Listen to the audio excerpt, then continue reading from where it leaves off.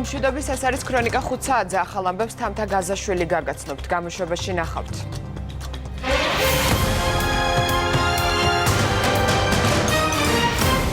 უზენაესი სასამართლოს თავმჯდომარის კანდიდატურასთან დაკავშირებით პრეზიდენტი სამოქალაქო სექტორთან შემაჯამებელ შეხვედრას მართავს. თველი 2018 საკოორდინაციო შტაბი გაიხსნა. შტაბი 24 საათიან რეჟიმში იმუშავებს.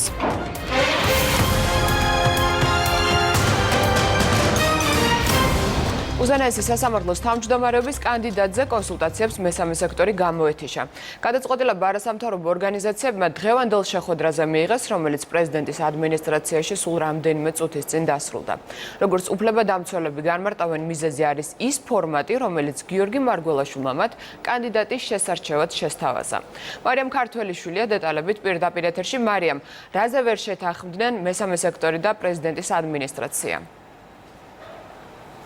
დიახ, არასამთავრობო სექტორის განცხადებით მათთვის განსაკუთრებულად მიუღებელი აღმოჩნდა ის ფორმატი, რომელიც პრეზიდენტ გიორგი მარგველაშვილმა შესთავაზა და უფრო კონკრეტულად მესამე სექტორის წარმომადგენლებმა განაცხადეს, რომ პრეზიდენტს სურდა დაეკომპლექტებინა კონკრეტული ჯგუფი, კომისია შეექმნა და სწორედ ამ კომისიას უნდა წარედგინა აღნიშნული ფორმატით უზენაეს სასამართლოს თავმჯდომარის კანდიდატი, რაზეც მესამე სექტორის წარმომადგენლები არ დათანხმდნენ. ისეთივე პოზიცია აქვს, შეიძლება ითქვას, სახალხო დამცველს ნინო ლომჯარი აცხადებს, რომ სწორედ პრეზიდენტ გიორგი მარგველაშვილმა უნდა დაასახელოს უზენაესი სასამართლოს თავმჯდომარი და არა კომისიამ.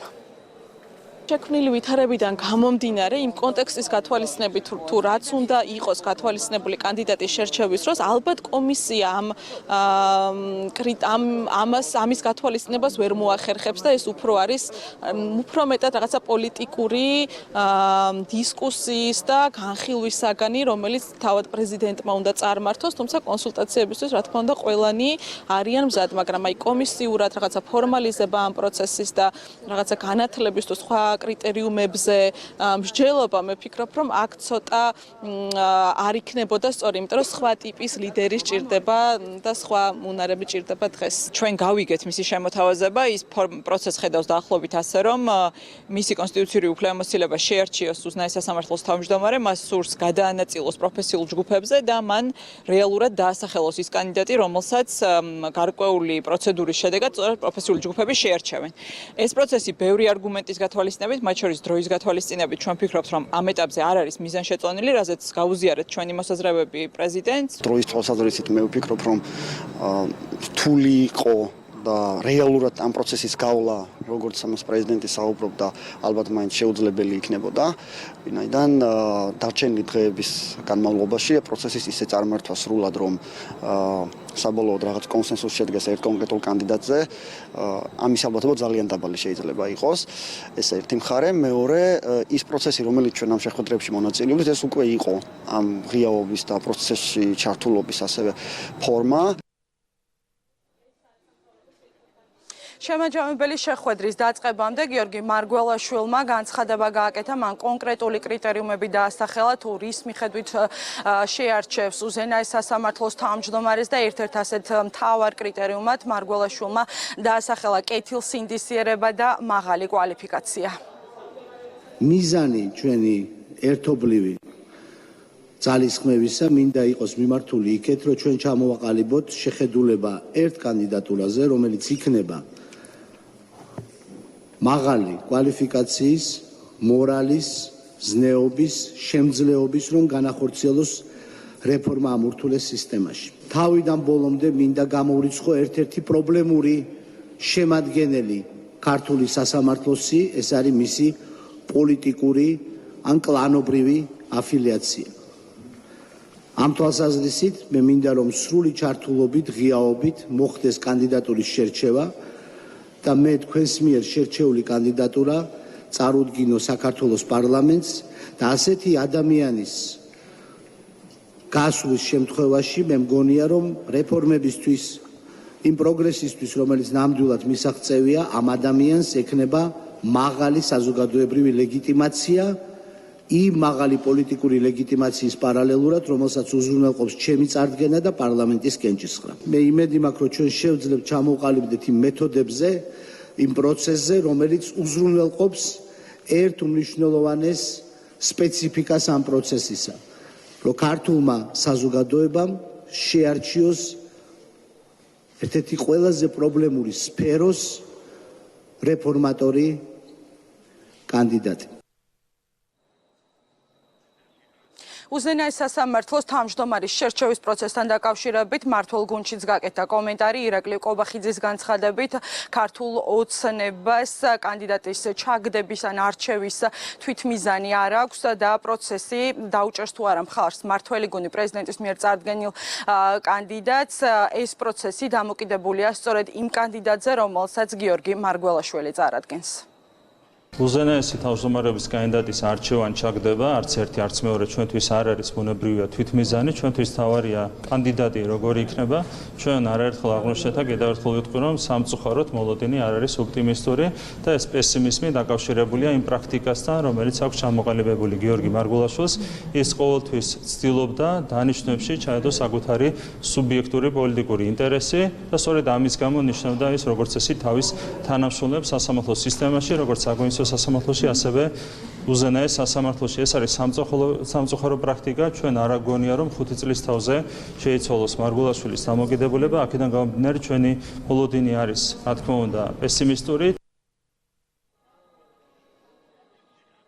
ორსაათიან შემაჯამებელ შეხვედრაზე კონკრეტულ გვარებთან დაკავშირებით საუბარი არ ყოფილა. გეტყვით, რომ პრეზიდენტ გიორგი მარგველაშვილს სავარაუდოდ კანდიდატის დასახელება ორ კვირაში მოუწევს. ამის შემდეგ კი საშემოდგომო პირველივე სესიაზე უნდა მოხდეს ამ კანდიდატზე მსჯელობა. იმ შემთხვევაში თუ პრეზიდენტმა რამდენიმე კვირაში კანდიდატი არ დაასახელა, მაშინ კონსტიტუციის ახალი ნორმა ამოქმედდება არჩევნების შემდეგ და ამ ნორმის მიხედვით იუსტიციის უმაღლეს საბჭოს მოუწევს უზენაეს სასამართლოს თავმჯდომარის კანდიდატურის დასახელება. მადლობა, ეს იყო მარიამ ქართველიშვილი. გერმანიის კანცლერის ვიზიტი ქართულ-გერმანული ურთიერთობის გაღრმავების კიდევ ერთი დადასტურება იქნება. ამას საგარეო საქმეთა მინისტრი ამბობს. დავით ზალკალიანის თქმით, ოპოზიციის განცხადებები მის თაობაზე, რომ საქართველოს გერმანულ-რუსული ურთიერთობების დღის წესრიგიდან გამქრალია, არასერიოზულია. ვიზიტის მნიშვნელობაზე ისაუბრა პარლამენტის თავმჯდომარემ ანგელა მერკელი, საქართველოს 23 აგვისტოს ეწვევა. 10 წლის შემდეგ მისი ვიზიტი არის კიდევ ერთხელ დადასტურება იმისა, თუ რაოდენ მნიშვნელოვანი ადგილი უკავია საქართველოს გერმანიის პოლიტიკურ დღის წესრიგში. ჩვენ მოვისმინეთ ოპონენტების განცხადებები, რომ თითქოს საქართველოს გამქრალი არის საერთაშორისო თანამეგობრობის დღის წესრიგში და მათ შორის გერმანიის ორმხრივი ურთიერთობების დღის წესრიგიდან. ეს ბრილად რომ ვთქვათ, არის არასერიოზული. რამდენიმე თვის წინ ჩემი გერმანიაში ვიზიტის დროს გერმანელი კოლეგის მხრიდან პირდაპირ იყო გაცხადებული, რომ საქართველოს მუდმივად დგას და მომავალშიც იქნება რუსეთთან მათი ურთიერთობის დღის წესრიგში. გერმანია არის საქართველოს ერთ-ერთი უმთავრესი მხარდამჭერი.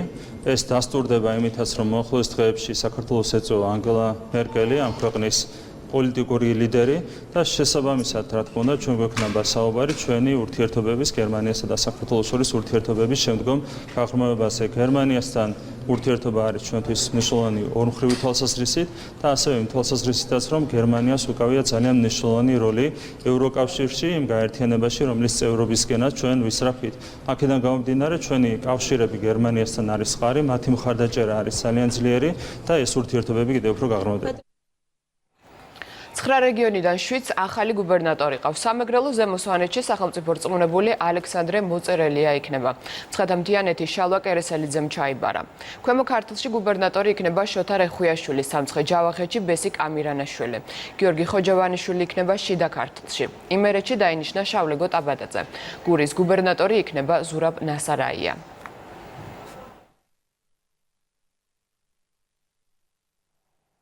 რა გამოცდილება აქვთ რეგიონების ახალ რწმუნებულებს? სამეგრელო ზემო სვანეთში სახელმწიფო რწმუნებული აქამდე თხილის გადამამუშავებელთა და ექსპორტიორთა ასოციაციის თავმჯდომარე იყო.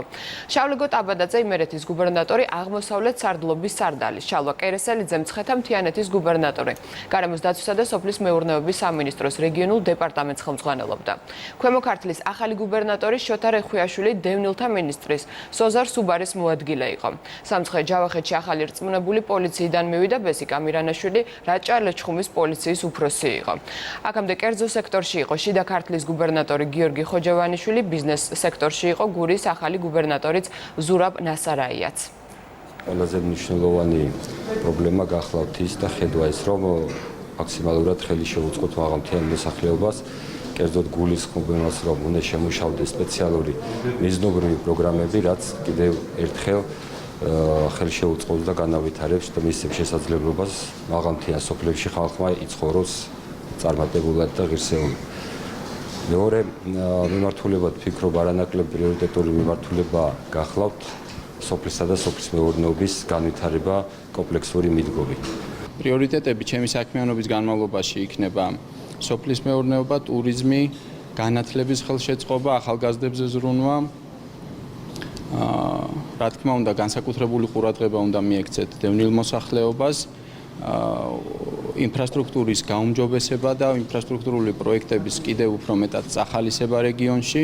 ყველა პროექტს მიეცეს რეგიონული მასშტაბი და შემდეგ უკვე გუბერნატორები და ცენტრალური ხელისუფლება ერთად მათ განახორციელებენ ქვეყნის მასშტაბით. უნდა უზრუნველყოთ ქვეყნის თანაბარი განვითარება, ქვეყნის ყველა რეგიონის თანაბარი განვითარება, ეს არის უმთავრესი ამოცანა, რაც ახალ გუბერნატორებს დაეკისრათ პრემიერის მიერ და მე დარწმუნებული ვარ, რომ ისინი ამას შეასრულებენ. თითოეულ გუბერნიაში შეირჩა, თითოეულ მხარეში შეირჩნენ ადამიანები, რომლებსაც აქვს ძალიან დიდი გამოცდილება, ზოგს კერძო სექტორში, ზოგს სახელმწიფო სექტორში მუშაობის ძალიან დიდი გამოცდილება. 7 ახალი გუბერნატორი პრემიერ-მინისტრმა წარადგინა, მამუკა ბახტაძის განცხადებით რწმუნებულებს ეკისრებათ დიდი პასუხისგებლობა, რათა სხვადასხვა კუთხეში მცხოვრებმა ადამიანებმა იგრძნონ, რომ სახელმწიფო მათზე ზრუნავს.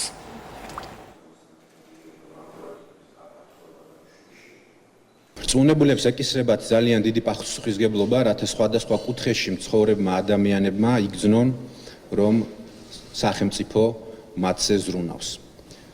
ამასთან ერთად ჩემთვის ერთ-ერთი მნიშვნელოვანი ამოცანაა, რომ შევქმნათ კიდევ ერთი მნიშვნელოვანი მექანიზმი კომუნიკაციისა საზოგადოებასთან, რომელიც ჩვენ დაგვეხმარება, რომ გქონდეს პირდაპირი კავშირი ჩვენს მოსახლეობასთან და ამასთან ერთად მივიღოთ უკავშირი იმ პრობლემების შესახებ, რომელიც არსებობს თითოეულ სოფელში, რომ ჩვენ გქონდეს უკეთესი საშუალება მოვახდინოთ მათზე ოპერატიული რეაგირება.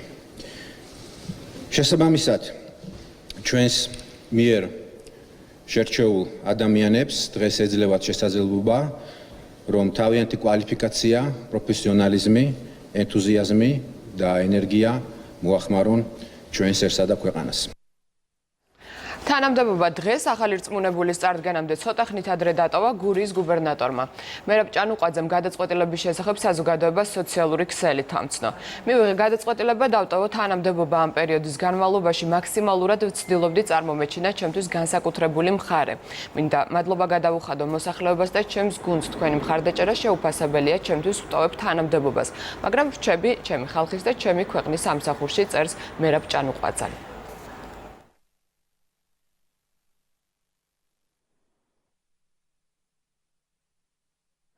ოპოზიციას რეგიონული მიმართულებით ახალი გუნდისგან პოზიტიური მოლოდინი არ აქვს. ქართული ოცნების ოპონენტები ახალი რწმუნებულების მმართველი გუნდის მიმართ პოლიტიკურ ლოიალობაზე მიუთითებენ და აცხადებენ, რომ გუბერნატორები სწორედ ამ ნიშნით შეირჩნენ. უმცირესობის დეპუტატებს აქვთ ინიციატივაც რწმუნებული კი არ დაინიშნოს, არამედ მოსახლეობამ აირჩიოს. განსხვავებულია მმართველი გუნდის პოზიცია. პარლამენტის თავმჯდომარე კოლეგებს ახსენებს, რომ გუბერნატორი პოლიტიკური თანამდებობის პირია, ამიტომ მისი პოლიტიკური ლოიალობის ნიშნით შერჩევა საკვირი არ უნდა იყოს. თუ გავითვალისწინებთ გამოცდილებას, რომელიც გუბერნატორების მუშაობასთან მიმართებაში გვაქვს ამ 6 წლის განმავლობაში, რაიმე განსაკუთრებულის მოლოდინი არ მაქვს, მაგრამ ეს არის დამახასიათებელი ქართული ოცნების ხელისუფლებისთვის, რაც გააკეთებს და რაც არა ახალი გუბერნატორები ამას რო გვიჩვენებს, მაგრამ კიდევ ერთხელ ვიმეორებ, ზოგადად არა მარტო გუბერნატორების მიმართ, ზოგადად ქართული ოცნების ხელისუფლების მიმართ ვარ სკეპტიკურად განწყობილი და პირადი გამოცდილებით ვიტყვი, რომ გაცილებით ბუნებრივი და კარგი იქნებოდა ალბათ რომ გუბერნატორის ინსტიტუტი იყოს არჩევითი. გუბერნატორი არის პოლიტიკური თანამდებობის პირი, ეს არის გუნდის წევრი, პოლიტიკური გუნდის წევრი, აქედან გამომდინარე ბუნებრივია უნდა შეერჩეს პოლიტიკური ლოიალობის ნიშნითაც.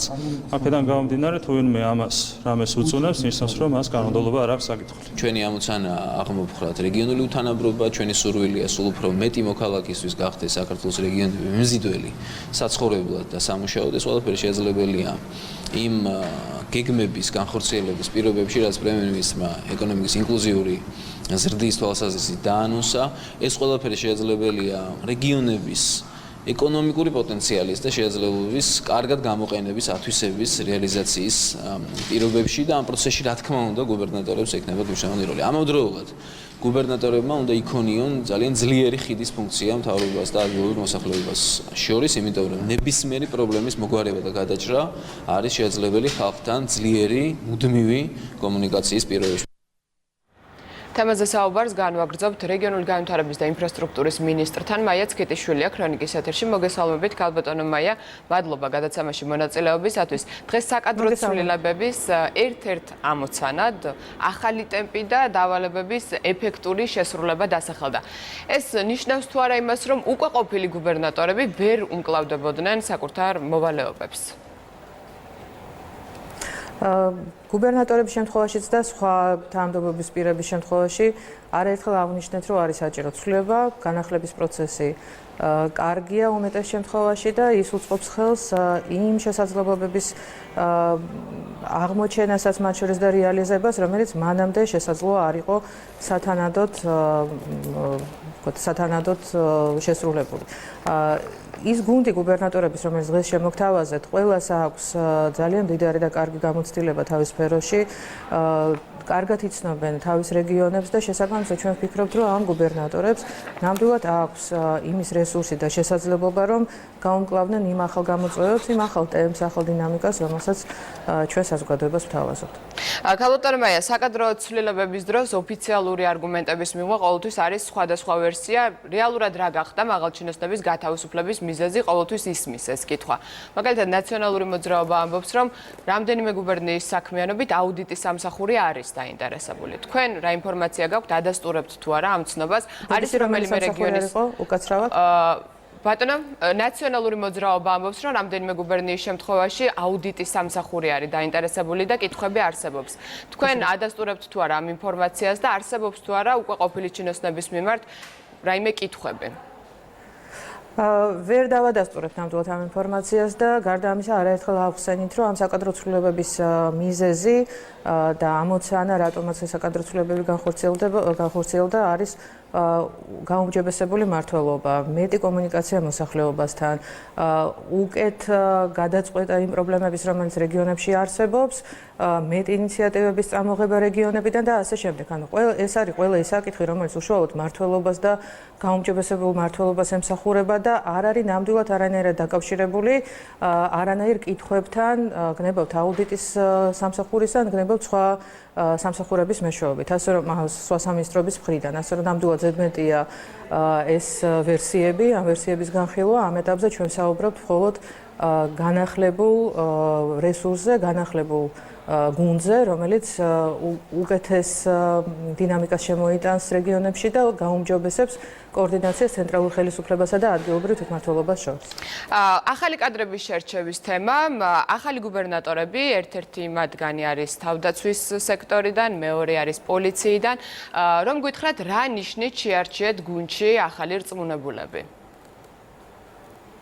პროფესიონალიზმის ნიშნით და რეგიონების კარგად ცოდნის მიზნით. ამ შემთხვევაში თქვენ აღნიშნეთ, რომ საკმაოდ მრავალფეროვანი არის ამ ადამიანების ბიოგრაფია.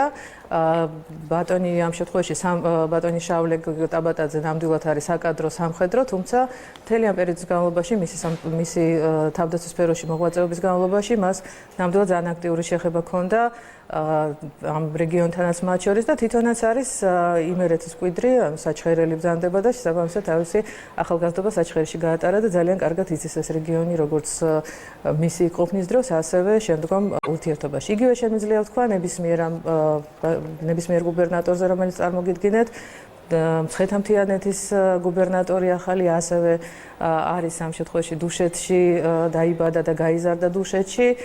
დღესაც აქვს ბუნებრივი კონტაქტები და ამის გარდა ეს ადამიანი იყო სოფლის მეურნეობის რეგიონალური დეპარტამენტის ხელმძღვანელი, რომელიც როგორც გესმით ამ დეპარტამენტიდან გამომდინარე ყველა რეგიონთან ჰქონდა აქტიური შეხება.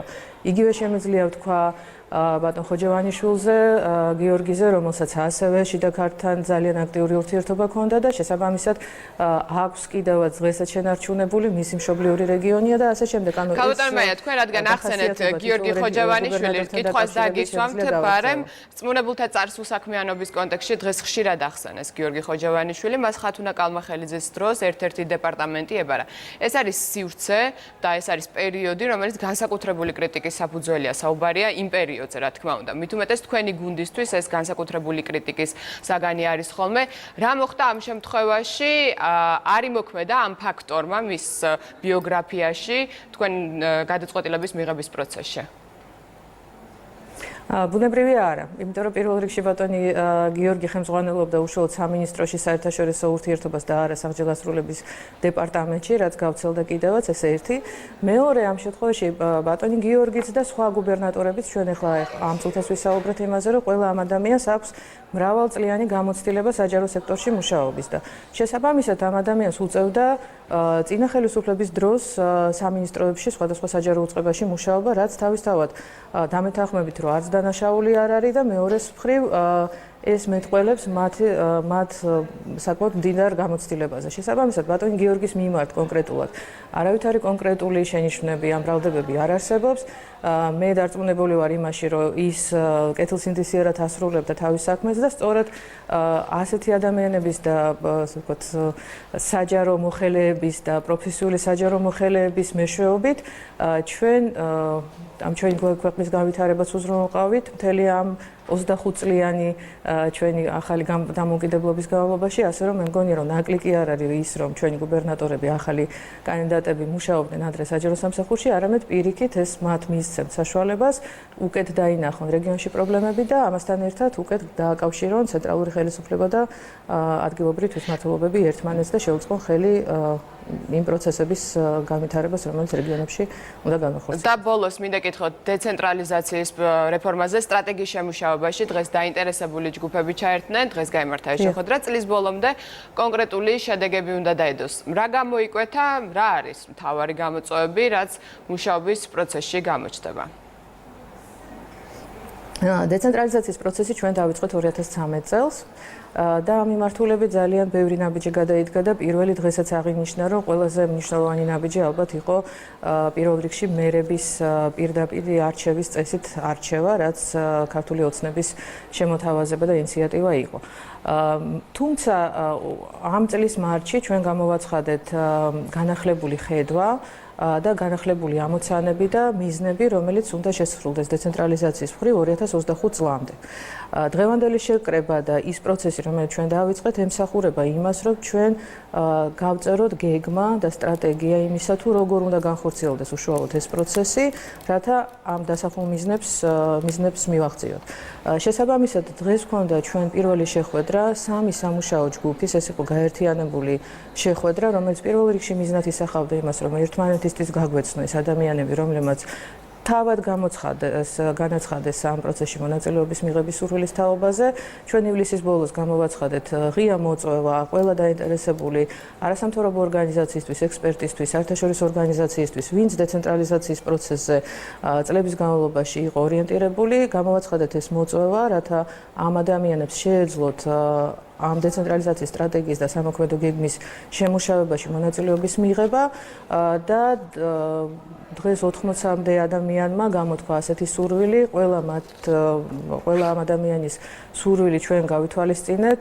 შესაბამისად ეს პროცესი, როგორც ყველამ აღნიშნა, არის ძალიან ღია. უმაღლესი დონის ჩართულობა ალბათ ყველა იმ დაინტერესებული ადამიანს არის გათვალისწინებული, ისევე როგორც ადგილობრივი თვითმმართველობების წარმომადგენლების, მათი ასოციაციების, აკადემიური წრეების, საერთაშორისო ექსპერტების, ანუ ყველა იმ ადამიანის, ვინც არის დაინტერესებული ამ პროცესით და რა თქმა უნდა, პროცესში იქნება ჩართული როგორც სამთავრობო უწყებები, ასევე პარლამენტი ძალიან აქტიური მონაწილე იქნება ამ პროცესის და ერთობლივი ძალისხმევით ჩვენ წლის ბოლომდე უნდა შევიმუშაოთ როგორც დეცენტრალიზაციის სტრატეგია, ასევე ორწლიანი სამოქმედო გეგმა. მადლობა, რეგიონული განვითარების და ინფრასტრუქტურის მინისტრი მაია ცგეტიშვილი საუბრობდა ქრონიკის ეთერში. განვაგრძობთ გამოშვებას. სტიქიდან მესამე დღეს თელავში რთველი 2018-ის საკოორდინაციო შტაბი გაიხსნა. შტაბი 24 საათიან რეჟიმში იმუშავებს. ბოლო მონაცემებით ცენტრის ოფიციალურ გვერდზე 5 ღვინის კომპანიაა დარეგისტრირებული. რთველი კი მომავალი კვირიდან დედოფლის წყაროს სოფლებიდან დაიწყება და მალე მთელ კახეთს მოიცავს.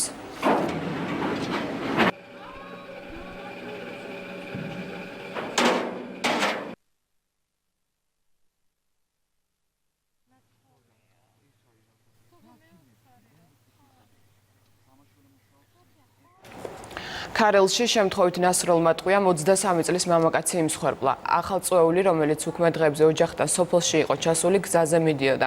მას თანასოფლელისგან ნასროლი ტყვია მოხდა, რომელიც სავარაუდოდ ნადირობდა ბრალდებული სამართალდამცველებს თვითონ ჩაბარდა. ფაქტზე დაწყებულია გამოძიება.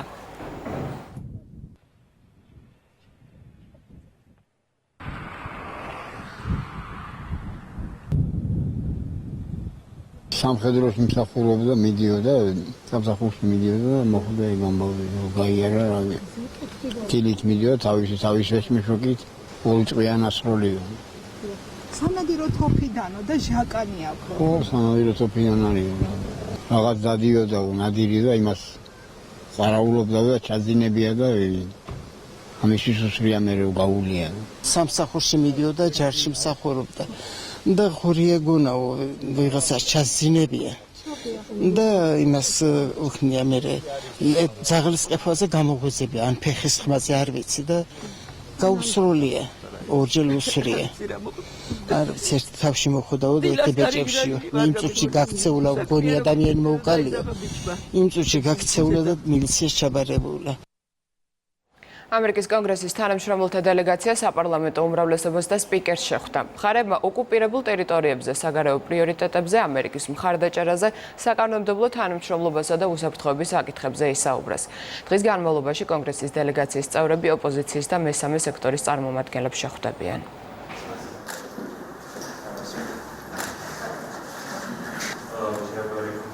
ჩვენ გვქონდა შეხვედრები USAID-ის დირექტორთან, ამის შემდეგ გვქონდა ჩვენ შეხვედრები კონგრესის აპარატის წარმომადგენლებთან, განვიხილეთ რა თქმა უნდა ამერიკის შეერთებული შტატებისა და საქართველოს ურთიერთობების საკითხები, რა თქმა უნდა მადლობა გადავუხადეთ ჩვენ ამერიკელ მეგობრებს ხარდაჭერისთვის და გამოთქვით იმედი, რომ ჩვენი ურთიერთობები კიდევ უფრო გაღრმავდება და დარწმუნებული ვართ ამაში. იურიდიულ საკითხთა კომიტეტის თავმჯდომარე სამხრეთ კავკასიაში Human Rights Watch-ის წარმომადგენელს გიორგი გოგიას შეხვდა. ისაუბრეს ნარკოპოლიტიკაზე. გოგიამ არსებულ გამოწვევებზე გაამახვილა ყურადღება საერთაშორისო ორგანიზაციის წარმომადგენელს მიაჩნია, რომ ქვეყანაში ნარკოპოლიტიკა საერთაშორისო სტანდარტების შესაბამისი უნდა იყოს. ჩვენ ყველანი ვთანხმდებით, რომ 2013 წლიდან, როდესაც ხელისუფლება შეიცვალა და ვთქვით, რომ ნარკომომხმარებლების მიმართ არ უნდა იყოს რეპრესიული პოლიტიკა, პირველი ნაბიჯი ეს იყო სწორედ ის დიდი ამნისტია, რომელთაც ყველა ნარკომომხმარებელი გათავისუფლდა. ამის შემდეგ უკვე დაიწყო საკანონმდებლო ცვლილებები. ეხლა ვართ რეფორმის იმ ეტაპზე, როდესაც სასჯელების პროპორციულობაზე მსჯელობთ საკონსტიტუციო სასამართლოს გადაწყვეტილებით, ახალი საკანონმდებლო ცვლილებები უნდა განხორციელდეს და ვემზადებით იმისთვის, რომ მოხდეს საბოლოოდ შეჯერება რეფორმის ყველა საკითხთან დაკავშირებით. არსებული ნარკოპოლიტიკა ჩვენი აზრით არ გვაქვს ადამიანის უფლებებს, ამაზე არის ანგარიში საუბარი და გარკვეული შეთანხმება ამასთან დაკავშირებით რა თქმა უნდა არსებობს, რომ შესაძლებელია სისტემა, ის დღეს ზედმეტად რეპრესიულია. ნახოთ როგორ მოხდება, რა სახის რეფორმებს განახორციელებს პარლამენტი. თბილისის ერთ-ერთ სკვერში მოზარდის დაშავების მიზეზს ამ დრომდე სწავლობენ. კახა კალეძის განმარტებით უახლოეს დღეებში დადგინდება, რამ გამოიწვია მიწის ჩავარდნა. თბილისში ვაჟებს ფშაველას გამზირზე მოზარდს ფეხქვეშ მიწა გამოეცალა და დაახლოებით 7 მეტრიან ღრმულში ჩავარდა. არასრულწლოვანი სკეიტით მოძრაობდა, რა დროსაც გზის საფარი ჩაენგრა. ბავშვი დაშავდა. ის საავადმყოფოში გადაიყვანეს, თუმცა სავარაუდოდ მას მალე გამოწერენ. არის ვარაუდი, რომ ერთი მან ქვემოთ მეტრო გადის და თავის დროზე, როდესაც მეტროს მშენებლობა მიმდინარეობდა, მაშინ არის დატოვებული არასწორად. მეორე შეიძლება მილის დაზიანებამ გამოიწვია. არ ვიცი, ზუსტად გამიჭირდება ამაზე საუბარი, მიმდინარეობს მუშაობა და უახლოეს დღეებში გვეცოდინება ზუსტად. ქალაქში სერიოზული პრობლემაა სანიაღვრეები, სერიოზული პრობლემაა კანალიზაციები.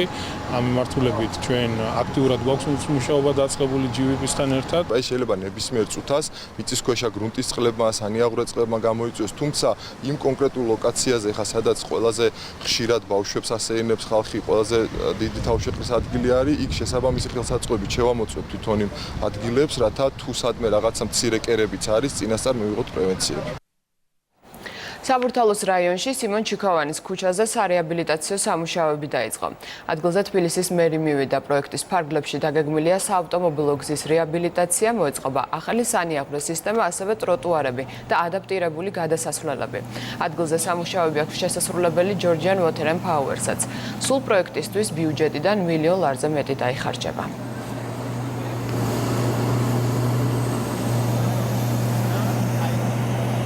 აქ რამოდენიმე მიმართულებით მოხდება სამუშაოების წარმოება, ეს არის საკანალიზაციო, სანიაღვრე, წყლის სისტემის მოწესრიგება.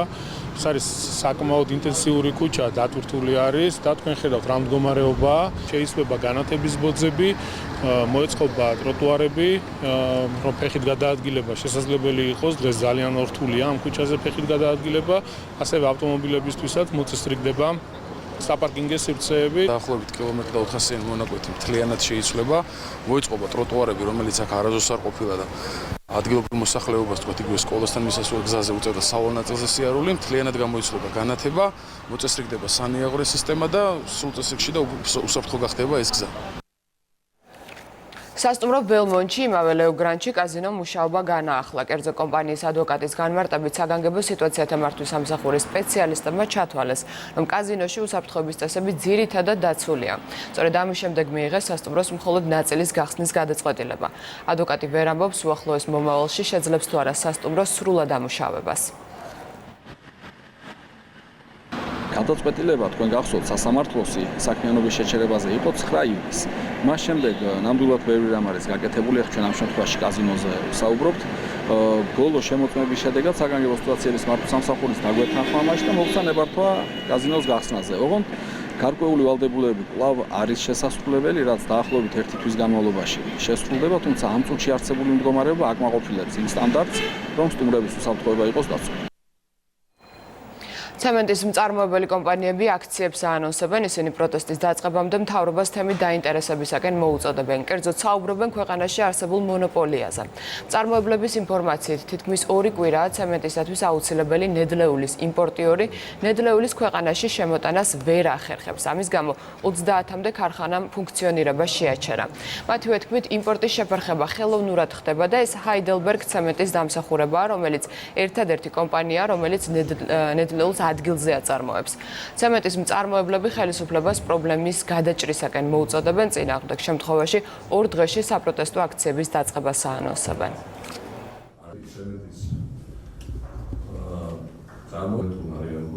საბაჟო გაურკვეველი ვადით აჩერებს ტვირთებს, ეს უქმნის პრობლემებს როგორც იმპორტიორებს, შემომტანებს სოლიდური ჯარიმების სახით, ასევე ჩვენ წარმოებლებს ამის გადაჭრის ძალიან მარტივი საშუალება არსებობს. თავარია დაინტერესებს პრემიერ-მინისტრი, მთავრობა. ეს ყველაფერი გამოიწვია ასოციაციის მიერ გაკეთებულმა განცხადებამ, რომ დიდი რაოდენობით ცემენტი შემოდიოდა საზღვარგარეთიდან. პროტესტს არ ვაპირებთ, ხოვნა გვაქვს ჩვენ მივმართოთ პრემიერს, თხოვნით, რომ ის წერილი, რომელიც არის აპარატში მისული, განიხილოს. კიდევ ერთხელ ვამბობ, აქციები ჩვენი თვითმიზანი არ არის. ჩვენი მიზანი არის, რომ ეს საკითხი გადაწყდეს ერთხელ და სამუდამოდ, რომ 4 წლის განმავლობაში შემოდის კლინკერი, რატო გახდა ეხლა მანდამაინც, აი ეს გვინდა გავარკვიოთ. საქსტატის მონაცემებით უმუშევრობა წინა კვარტალთან შედარებით თითქმის 2%-ით შემცირდა. სამსახურმა დასაქმებისა და უმუშევრობის 2018 წლის მეორე ნახევრის მონაცემები გამოაქვეყნა. თუ ციფრებს დაუჯერებთ, საქართველოში უმუშევრობის დონე 12.1%-ია, უმუშევრობა გაცილებით დაბალია სოფლებში ამავე ანგარიშის თანახმად ქვეყანაში უფრო მეტი უმუშევარი მამაკაცია ვიდრე ქალი.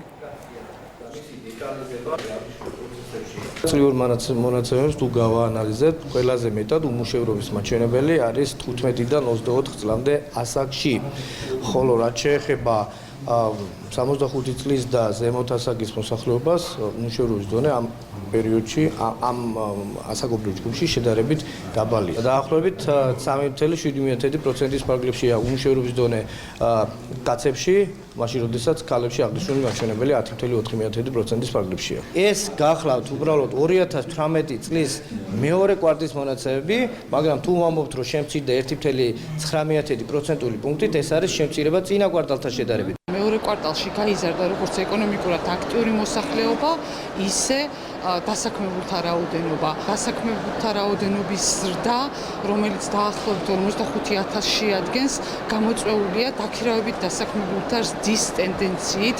აქ ჩვენ დაახლოებით 7%-იანი ზრდა გვაქვს, თვითდასაქმებულების კლება დაახლოებით 10,000 ადამიანს შეადგენს. კახა კუკავა პრეზიდენტობის კანდიდატია, ის თავისუფალმა საქართველოს ზუგდიდში წარადგინა. კანდიდატის განცხადებით, მან მარათონში ჩართვის გადაწყვეტილება მას შემდეგ მიიღო, რაც არჩევნებში სააკაშვილის დროინდელი მინისტრები ჩაერთნენ. დასაწყისი არის საერთოდ არ ვიცნობ და თუ არავინ არ საუბრობს იმაზე, რომ ბანკებმა და მევახშეებმა შეჭამეს ქვეყანა სააკაშვილის და ივანიშვილის მმართველობის პირობებში და ჩვენი ამოცანა არის, რომ სწორედ ის ვაქციოთ მნიშვნელოვან გამოწვევად ქვეყნისათვის, რაც ხალხს აინტერესებს და არა ის, რაზეც მთავრობა საუბრობს და ხშირად ხალხს არ ესმის.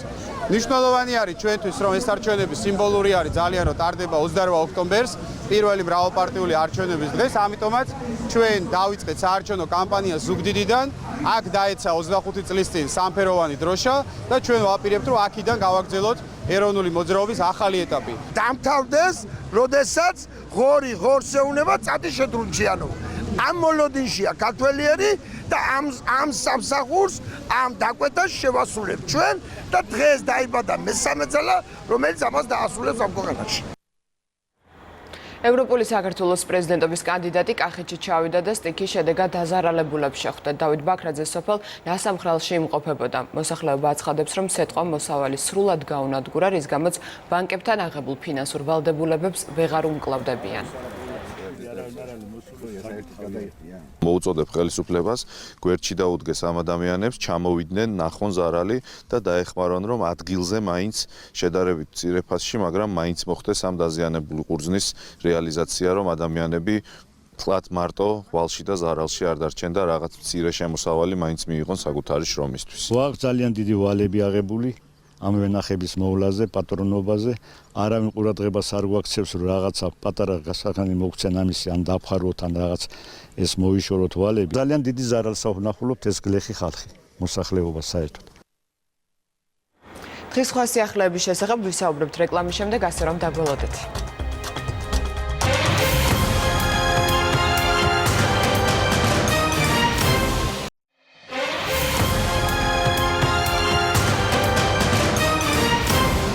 ეს არის ქრონიკა 5 საათზე, რეკლამის შემდეგ პირდაპირ ეთერში ვართ. ავღანეთში მძეველთა გათავისუფლების ოპერაცია გრძელდება. სამთავრობო ძალებმა თალიბების მიერ გატაცებული 159 ადამიანი გაათავისუფლეს. მკვლელობაში 21 მძევალი რჩება. რადიკალური მოძრაობის თალიბანის მებრძოლებმა დღეს ავღანეთის ჩრდილოეთ ნაწილში მგზავრებით სავსე 3 ავტობუსი გაიტაცეს, რომელშიც 150-ზე მეტი მგზავრი იმყოფებოდა. შემთხვევა ყუნდუზის პროვინციაში მოხდა. ავტობუსების გატაცებამდე ერთი დღით ადრე ავღანეთის მთავრობამ თალიბებს ცეცხლის შეწყვეტის შესახებ შეთანხმება შესთავაზა.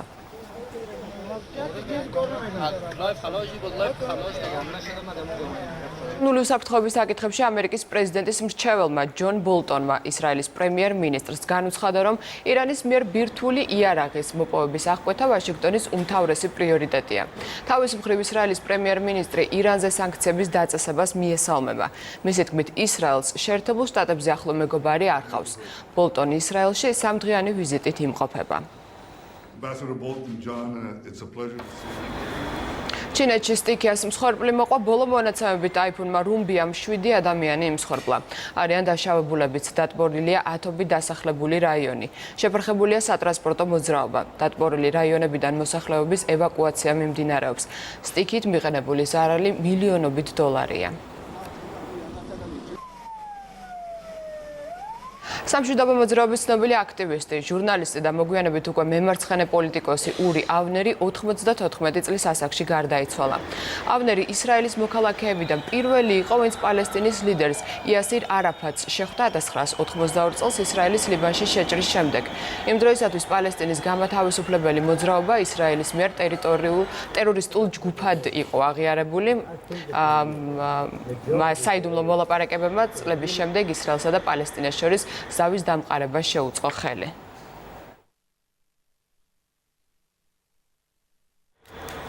ბრიტანეთის სამეფო ოჯახის ახალი წევრის მეგან მარკლის ამერიკელი მამაკაცის ტანსაცმლის ხაზის გამოშვებას აპირებს. ამის შესახებ ჟურნალი ელე წერს. გამოცემის ინფორმაციით, ტომას მარკლი გაერთიანებულ სამეფოში ჩასვლას და ქალიშვილის მონახულებასაც გეგმავს. მეგანის მამა ქალიშვილის ქორწილს ჯანმრთელობის პრობლემების გამო ვერ დაესწრო. შრი-ლანკის დედაქალაქის თავზეცა სხვადასხვა ფერის ფრანებმა გააფერა და კოლომბოში ფრანების ყოველწლიური ფესტივალი დაიწყო. მაშინ მონაწილეობას 3000 მოხალისე იღებს, სანახაობას კი 10,000 ადამიანი ადევნებს თვალს. ფესტივალის ორგანიზატორებმა ღონისძიების გამართვა სანაპიროზე გადაწყვეტეს, რომელიც ტურისტებში დიდი პოპულარობით სარგებლობს.